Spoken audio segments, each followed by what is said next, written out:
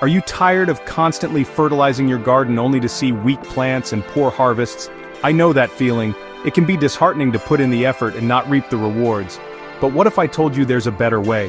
What if your soil could heal itself, naturally? Welcome to Don't Do This Guide, the channel that helps you skip the mistakes and grow smarter.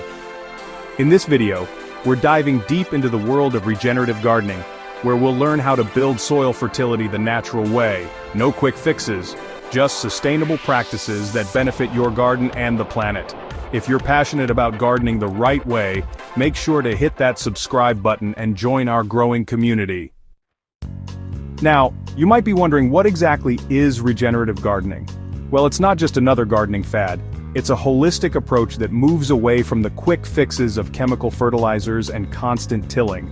Instead, it focuses on restoring the soil's natural ability to heal and thrive. Think of it as working with nature, not against it. You see, healthy soil is alive. It's teeming with beneficial microbes, fungi, and insects that all play a crucial role in breaking down organic matter and releasing nutrients for our plants. Regenerative gardening is about creating an environment where these beneficial organisms can flourish. It's about understanding that the soil is not just an inert medium to hold our plants upright. It's a living, breathing ecosystem that needs our care and attention. For generations, we've been taught to garden in a certain way. We till the soil to loosen it up, we reach for chemical fertilizers to give our plants a boost, and we wage war on any weeds that dare to show their faces. But here's the thing. These traditional practices, while well-intentioned, often do more harm than good in the long run. Take tilling, for instance. While it might seem like a good way to aerate the soil, excessive tilling can actually destroy its structure, leading to compaction and erosion. It disrupts the delicate balance of the soil food web, harming the very organisms that contribute to its fertility. And then there are the chemical fertilizers. They might provide a quick fix of nutrients, but they can also disrupt the soil's natural nutrient cycling, leading to imbalances and dependencies. Over time, this can actually make the soil less fertile and more reliant on these artificial inputs. Now let's delve into the heart of regenerative gardening and explore its key principles. These principles are interconnected, like the threads of a beautifully woven tapestry, and they work together to create a thriving garden ecosystem. First and foremost is minimizing soil disturbance. Remember how we talked about the damage excessive tilling can do? Regenerative gardening encourages us to embrace no-till practices, which involve disturbing the soil as little as possible.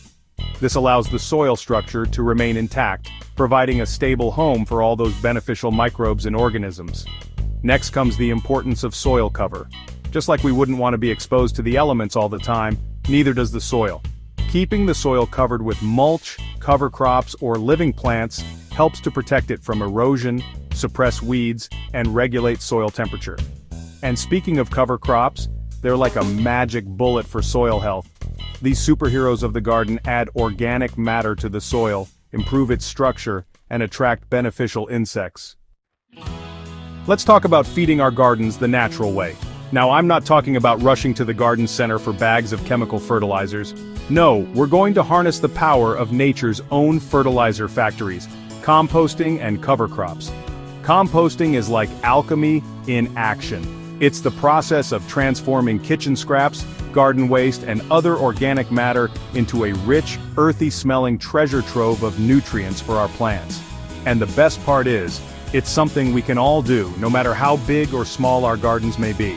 Imagine this, a corner of your garden transformed into a bustling hub of decomposition, where worms wriggle through layers of kitchen scraps and fallen leaves, breaking them down into a nutrient-rich compost that will fuel your plant's growth.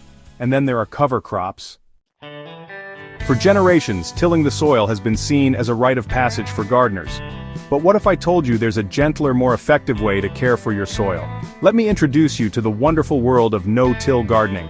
Imagine this, instead of churning up the earth, you're gently tucking your plants into a bed of undisturbed soil, rich in organic matter and teeming with life. That's the essence of no-till gardening. Now you might be thinking, but won't my soil become compacted if I don't till it? Well, that's where the magic of organic matter comes in. By adding compost, mulch, and cover crops to our gardens, we're not only feeding the soil, but also improving its structure.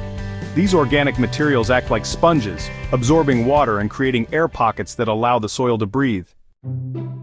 Beneath our feet lies a hidden world, a bustling metropolis of microscopic creatures that hold the key to healthy, fertile soil. This is the soil food web, a complex and interconnected network of organisms that work tirelessly to break down organic matter, cycle nutrients, and suppress diseases. Think of it as a grand banquet, with bacteria, fungi, protozoa, and nematodes all playing their part in the feast. Bacteria, the smallest but most abundant members of the soil food web, break down organic matter into its simplest forms, releasing nutrients for plants to absorb. Fungi, with their intricate networks of hyphae, act like tiny pipelines, transporting water and nutrients throughout the soil. They also form symbiotic relationships with plant roots, helping them to access nutrients they wouldn't be able to reach on their own. And then there are the larger players such as earthworms, which are like nature's tillers, aerating the soil and creating channels for water and roots to penetrate. Their castings are incredibly rich in nutrients, acting like slow-release fertilizer for our plants. Now let's talk about some of the tools in our regenerative gardening arsenal: mulch, biochar, and organic matter. These are the building blocks of healthy soil, and when used correctly, they can work wonders in our gardens. Mulch is like a warm blanket for the soil, protecting it from the harsh elements and keeping it cool and moist. It can be made from a variety of materials, such as shredded bark, wood chips, straw, or even cardboard. As it decomposes, mulch adds valuable organic matter to the soil, improving its structure and fertility. Biochar, on the other hand, is a bit like a charcoal sponge. It's created by burning organic matter in the absence of oxygen, a process known as pyrolysis.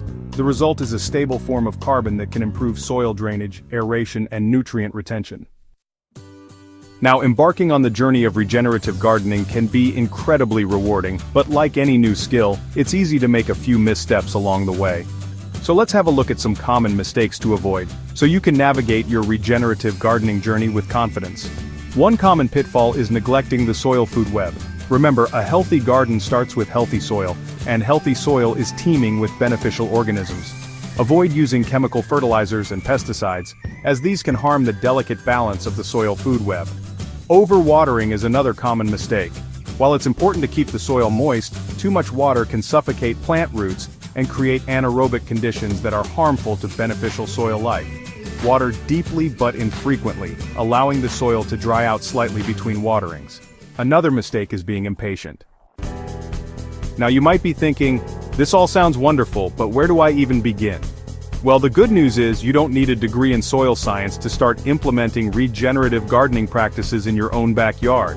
One of the easiest ways to get started is by simply adding a layer of mulch to your garden beds. This will help to suppress weeds, retain moisture, and moderate soil temperature. You can use shredded bark, wood chips, straw, or even cardboard. Next, start composting.